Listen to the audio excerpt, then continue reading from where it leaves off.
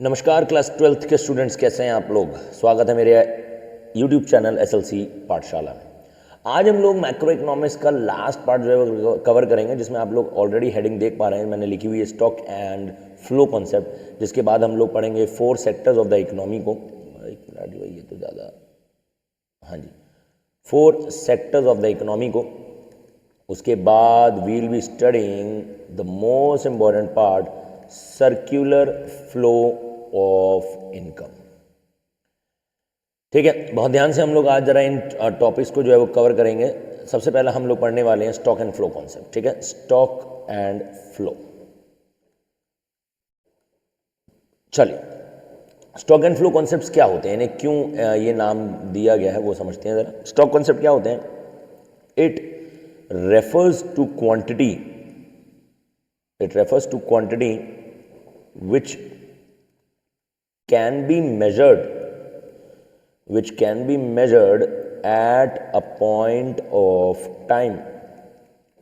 यानी कि ऐसी क्वांटिटी जिसको हम लोग एक पॉइंट ऑफ टाइम पर मेजर कर सकते हैं, वो क्या कहलाते हैं? वो स्टॉक कॉन्सेप्ट्स कहलाते हैं। ठीक है, what are they called? These are called as stock concept.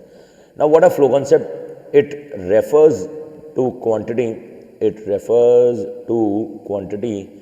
which are measured over a point of time, over a period of time लिख सकते हैं, over a period of time। Example से समझते हैं ज़रा। फॉर एग्जाम्पल टाइम, अगर मैं अभी देखूं तो टाइम क्या हुआ है? It is around 7:15 PM। 7:15 PM। क्या मैंने एक पॉइंट ऑफ टाइम पर मेजर कर लिया? बिल्कुल, 7:15 PM is the time, and ये क्या है? एक स्टॉक कॉन्सेप्ट है। लेकिन वहीं अगर मैं बात करूं जीडीपी का ग्रोथ रेट, जीडीपी का ग्रोथ रेट अज्यूम कर लेते हैं कि इट इज़ 7.8% पर एनम। मतलब कि हमारी कंट्री की जो जीडीपी है वो 7.8% के पर एनम की ग्रोथ रेट से जो है वो बढ़ रही है। यानी पर एनम का मतलब है एनुअली। क्या मैंने ये चेक किया कि आज जीडीपी कितनी बढ़ेगी? नहीं। तो इसीलिए ये क्या है? ये एक फ्लो कॉन्सेप्ट है, क्योंकि हम लोगों ने इसको एक पीरियड ऑफ टाइम पर मेजर किया। जैसे एक और एक एग्जाम्पल समझते हैं। मान लेते हैं कि उत्तर प्रदेश से दिल्ली, ठीक है, उत्तर प्रदेश के हम लोगों ने यूज कर लेते हैं मुरादाबाद से मुझे जाना है दिल्ली। फॉर हाइपोथेटिकली उत्तर प्रदेश से दिल्ली का जो डिस्टेंस है, वो हमने मान लिया 170 किलोमीटर्स। ठीक है, ज़्यादा भी हो सकता है, कम भी हो सकता है। ऐसे कहीं मुझ पर भीड़ मत जाना कि सर ऐसा नहीं 165 होता है, ऐसा कुछ नहीं है। हमने सिर्फ और सिर्फ हाइपोथेटिकल एग्जांपल लिया है कि 170 किलोमीटर्स का डिस्टेंस है। अब मिस्टर मयंक जो है वो अपनी गाड़ी लेके मुरादाबाद से कहाँ पहुँचते हैं? दिल्ली पहुँचे। और उनको ऐसा करने के लिए, यानी कि उन्होंने क्या करा, अपनी गाड़ी जो है वो 80 किलोमीटर्स पर आवर के हिसाब से अपनी गाड़ी जो है वो चलाई। ठीक है, अब इसमें क्या स्टॉक है और क्या फ्लो कॉन्सेप्ट है वो समझते हैं। भाई देखो, मैंने आपको क्या बताया, उत्तर प्रदेश से दिल्ली का टोटल डिस्टेंस आपने, या अभी मैंने आपको बताया कि इट इज़ 170 किलोमीटर। क्या ये चेंज हो जाएगा? क्या ये आज, कल, परसों या जब मिस्टर मयंक दोबारा जाएंगे तो क्या ये डिस्टेंस चेंज होगा? नहीं होने वाला, ये एक फिक्स्ड है और ये हर बार ही उतना रहना है। तो ये क्या, ये एक स्टॉक कॉन्सेप्ट है। स्टॉक कॉन्सेप्ट क्या है? Basically it refers to the quantity which are measured at a point of time which is here is 170 kilometres. लेकिन जब वो ट्रैवल कर रहे थे तो उनकी गाड़ी जो है वो लगभग 80 किलोमीटर पर आवर, यानी कि 80 किलोमीटर प्रति घंटे के हिसाब से चल रही थी। इसलिए ये क्या बना? ये एक फ्लो कॉन्सेप्ट बना। क्या बना? ये फ्लो कॉन्सेप्ट बना। ठीक है, इसको एक और एग्जांपल से समझते हैं। मैं आप लोगों को यहाँ एग्जांपल से भर दूंगा, आपको कॉन्सेप्ट समझ में आना चाहिए बस। ठीक है, चलो एक और एग्जांपल समझते हैं। मिस्टर वंश, ठीक है, मिस्टर वंश क्या करते हैं? अपना बैंक अकाउंट, मान लेते हैं कि उनका जो बैंक है वो है XYZ बैंक, जहाँ पर इनके पास क्या है, अपना एक सेविंग्स अकाउंट है। उसमें ये पैसा जो है वो डिपॉजिट करते हैं और कुछ निकाल भी लेते हैं। ठीक है, मिस्टर वंश क्या करते हैं? हर महीने की पहली तारीख, फर्स्ट ऑफ एवरी मंथ को ये इसमें ₹5000 डिपॉजिट करते हैं। एवरी मंथ, हर महीने 5000 रुपये डिपॉजिट करते हैं। इन्होंने क्या करा, हर महीने ये अपने बैंक में से क्या करते हैं, कुछ पैसा अपना स्टॉक मार्केट में इन्वेस्ट करते हैं, तो लगभग 3,500 रुपीज़ ये हर महीने क्या कर लेते हैं, विड्रॉ भी कर लेते हैं, विड्रॉ भी कर लेते हैं in the form of cash. ठीक है, ठीक है। अब इन्होंने क्या करा, 12 नवंबर 2025 को इन्होंने अपना बैलेंस चेक किया। ठीक है, बैलेंस जब इन्होंने चेक किया तो it showed a balance of 8,400 rupees. अब क्या इसमें स्टॉक है और क्या इसमें फ्लो है? देखो भाई, फ्लो कॉन्सेप्ट मैंने आपको बताया कि वंश क्या करता है, महीने की पहली तारीख या हर महीने कितना रुपया डिपॉजिट कर रहा है, 5,000 रुपये तो वो डिपॉजिट करता ही करता है। क्या मैंने आपको ये बताया कि किस दिन पर वो ऐसा कर रहा है या उस दिन कितने करे उसने? नहीं भाई, हर महीने में वो पहली तारीख को करे या दूसरी तारीख को करे। ठीक है, मैं फर्स्ट यहाँ से कट कर रहा हूँ, वो कोई भी महीने में 5,000 रुपये अपने बैंक में डालता ही डालता है। ठीक है, और हर महीने में कितना पैसा वो विड्रॉ भी कर लेता है, वो 3,500 रुपये विड्रॉ भी कर लेता है in the form of cash. लेकिन जब उसने 12 नवंबर 2025 को अपना बैलेंस चेक किया तो उसका अकाउंट जो है वो क्या बैलेंस शो कर रहा था, 8,500। यानी कि ये दोनों जो आप लोग देख रहे हो फ्लो कॉन्सेप्ट्स हैं, और ये जो इन्होंने अपना बैलेंस चेक किया ये क्या कहलाएगा, ये स्टॉक कॉन्सेप्ट कहलाने वाला है। आई होप आप लोगों को अब ये क्लियर हो गया होगा कि स्टॉक कॉन्सेप्ट्स क्या है और फ्लो कॉन्सेप्ट्स क्या है। ये बहुत इंपॉर्टेंट है, नहीं समझ में आए कमेंट सेक्शन में कमेंट करिएगा, मैं आपके डाउट सॉल्व करूंगा। ठीक है, अब आते हैं जरा सबसे इंपॉर्टेंट पार्ट पर, the 4 sectors of the economy. 4 sectors of the economy. Economy के 4 सेक्टर्स कौन कौन से हैं? चलिए 4 सेक्टर्स देखते हैं, जिसमें सबसे पहला सेक्टर आता है अपना कौन सा, हाउस होल्ड। एज यूजुअल अपने को पता है house hold. Second one is the producer, understood. तीसरा आता है अपने पास द गवर्नमेंट। ठीक है, and the fourth one is rest of the world, जिसमें बेसिकली आते हैं एक्सपोर्ट्स एंड इंपोर्ट्स, जो कि हम बाहर से कर रहे हैं या बाहर को कर रहे हैं। House holds the private consumers,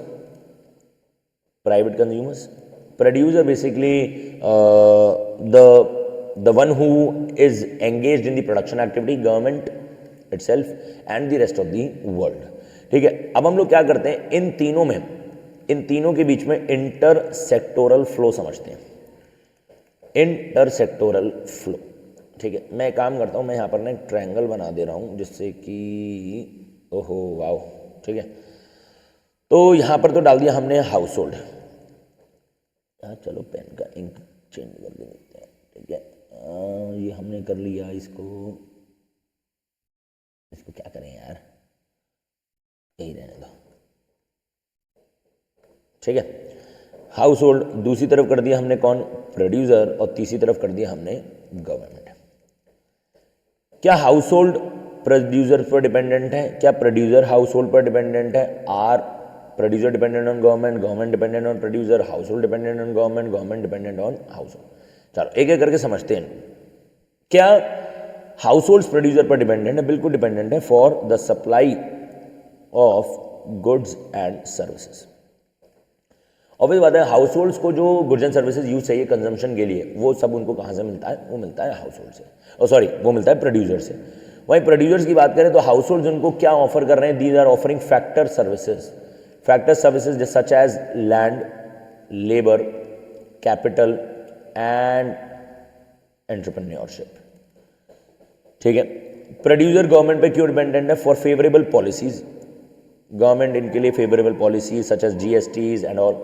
government producer पर क्यों डिपेंडेंट है? Due for tax and non tax revenue. ठीक है, हाउस होल्ड गवर्नमेंट पर क्यों डिपेंडेंट है? For law and order. ठीक है, law and order, administration, defence, इन सब के लिए। वहीं गवर्नमेंट हाउस होल्ड पर क्यों डिपेंडेंट है? फिर से वही वाली बात आ गई, tax and non tax revenue.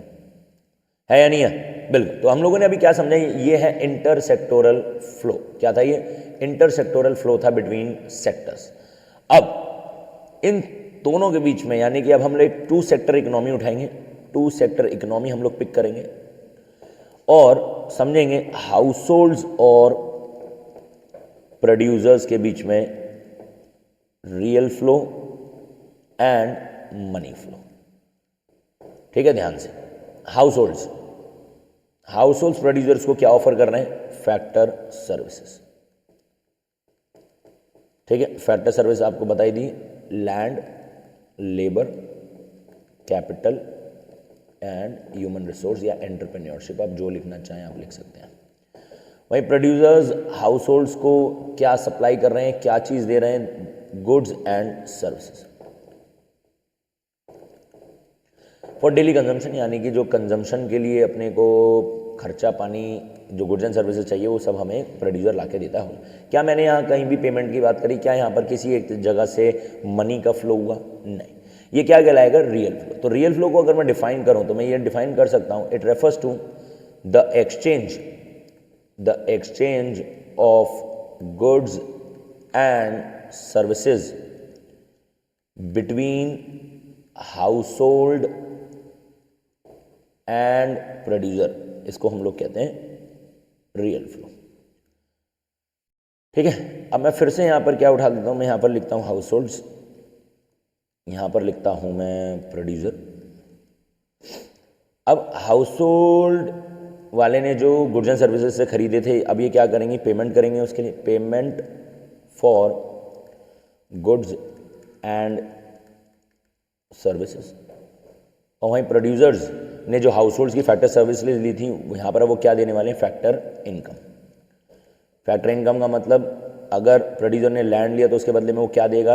Rent. अगर प्रोड्यूसर ने लेबर ली तो उसके बदले में वो क्या देने वाला है? Wages and salaries. ठीक है। अगर मान लेते हैं उसने कैपिटल ली तो उसके बदले में वो क्या देगा? वो देगा इंटरेस्ट। ठीक है। और अगर मान लेते हैं ह्यूमन रिसोर्स उसने लिया तो बदले में क्या देगा? वो देगा प्रॉफिट। ठीक है। ये जो आप लोगों ने लेफ्ट हैंड साइड पर देख रहे हो, ये हैं सारी क्या? Factor services. ये क्या है? ये है फैक्टर सर्विसेज। और आप लोग जो यहाँ पर ये हाईलाइटेड देख रहे हैं, इनको ही क्या कहा जाता है? इनको कहा जाता है फैक्टर इनकम। अब आपने देखा कि हाउस होल्ड से प्रोड्यूसर के बीच में क्या हुआ? मनी फ्लो कर रहा है, इसीलिए इसको क्या कहा जाता है? इसको कहा जाता है मनी फ्लो। मनी फ्लो का मतलब बेसिकली क्या है? It refers to the exchange of money between sectors के बीच में जो मनी का एक्सचेंज हुआ, इसी को हम लोग क्या कहते हैं? Money flow. तो मैं यहाँ पर ना कुछ स्टेटमेंट, कुछ कंक्लूजन जो है वो बनाना चाहूँगा। कंक्लूजन जो मुझे समझ में आई है वो ये है कि money flow is the reciprocal of real flow. यानी कि मनी फ्लो होता ही किसकी वजह से है? Real flow. यानी कि अगर इकोनॉमी में रियल फ्लो नहीं होगा तो मनी फ्लो भी नहीं होगा, है ना। तो money flow are the results of real flow, money flow is the reciprocal of real flow. ये दोनों स्टेटमेंट्स बिल्कुल सही है। ठीक है। आपको अगर ये चीज़ समझ में आई होगी तो आपको इजीली समझ में आएगा आगे के कुछ नए कॉन्सेप्ट जो है वो हम लोग पढ़ने जाएंगे अब। ठीक है। अच्छा, अब जरा हम लोग आते हैं किस पर? The circular flow of income. बहुत important topic, circular flow of income.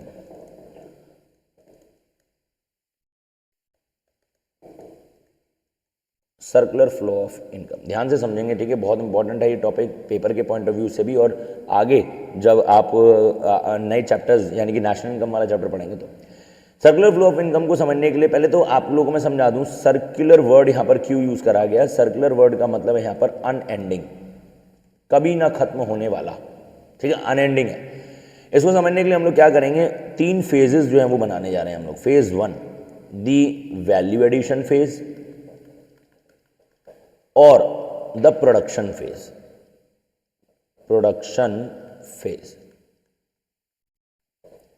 ठीक है। फेज 2 द इनकम फेज और डिस्ट्रीब्यूशन फेज। ठीक है। फेज 3 एक्सपेंडिचर फेज और डिस्पोजिशन फेज। अब एक एक करके समझते हैं जरा इन तीनों फेजेस में क्या क्या हो रहा है। वैल्यू एडिशन, प्रोडक्शन फेज, यानी कि यहां पर अभी भी वैल्यू एडिशन हो रही है। ठीक है। यहां पर अभी भी semi finish goods semi finished goods अभी भी यहाँ पर रखे हुए हैं। Semi finished goods, finished goods जो है वो अभी भी यहाँ पर चल रहे हैं। यहाँ पर किसका यूज़ किया जा रहा है? फैक्टर सर्विसेज का यूज़ किया जा रहा है, जिससे कि गुड्स एंड सर्विसेज को बनाया जा सके। इन शॉर्ट, वैल्यू एडिशन का मतलब बेसिकली वो फेज़ जहाँ पर अभी भी प्रोडक्शन जो है वो हो रहा है।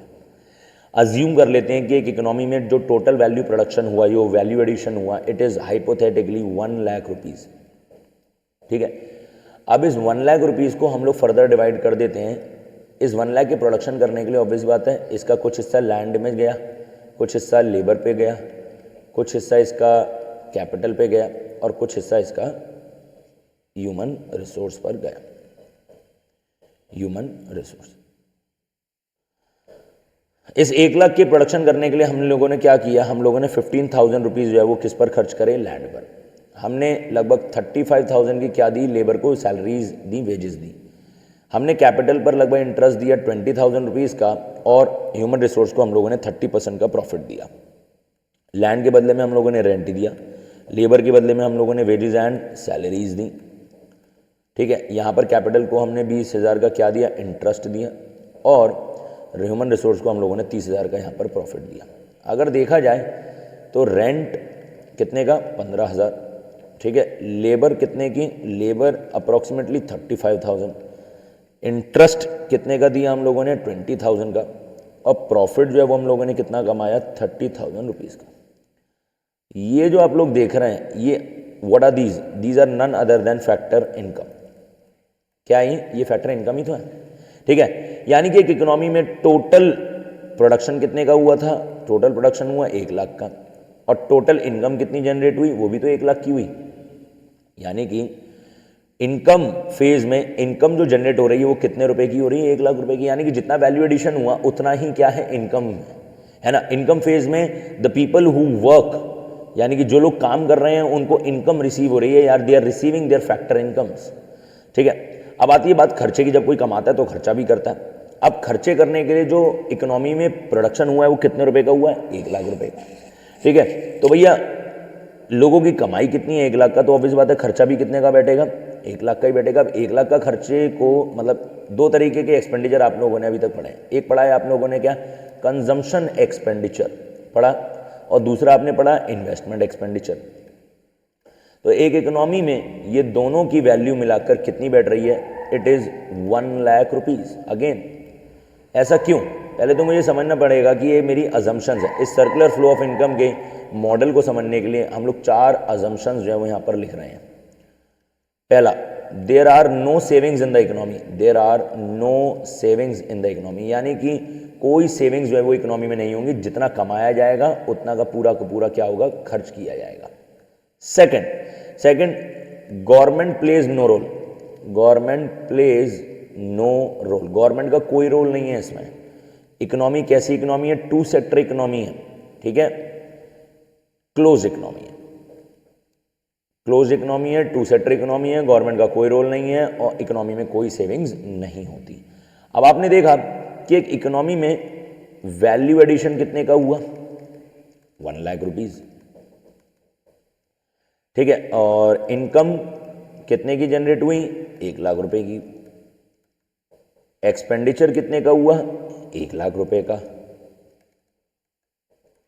मैं देखूं तो इन तीनों की वैल्यू जो है वो क्या है? आइडेंटिकल है। इसलिए इसको हम लोग क्या कहते हैं? Triple identity case. क्या कहते हैं इसको? हम लोग कहते हैं triple identity case.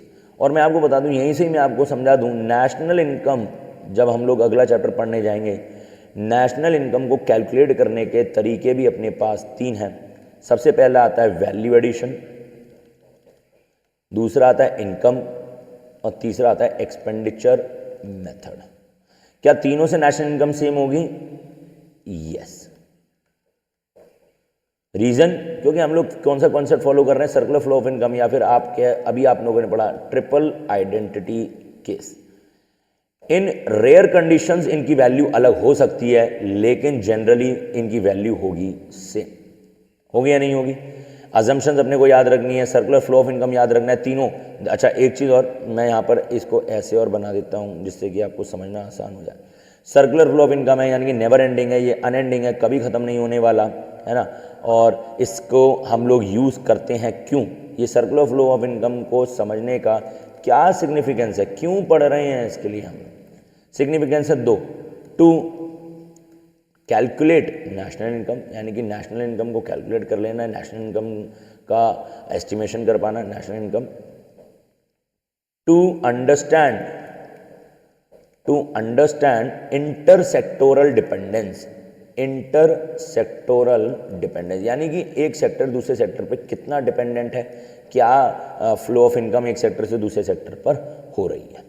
I hope आपको ये चैप्टर जो है वो अब क्लियर हुआ होगा। मैं आपको बता दूं सर्कुलर फ्लो ऑफ इनकम बहुत इंपॉर्टेंट है, बहुत ही अच्छे से अपने को ये पढ़ना है, ठीक है। बहुत इंपॉर्टेंट चैप्टर, टॉपिक में से एक चैप्टर तो इंपॉर्टेंट है ही है, उसके साथ साथ एक बड़ा इंपॉर्टेंट टॉपिक भी है सर्कुलर फ्लो ऑफ इनकम।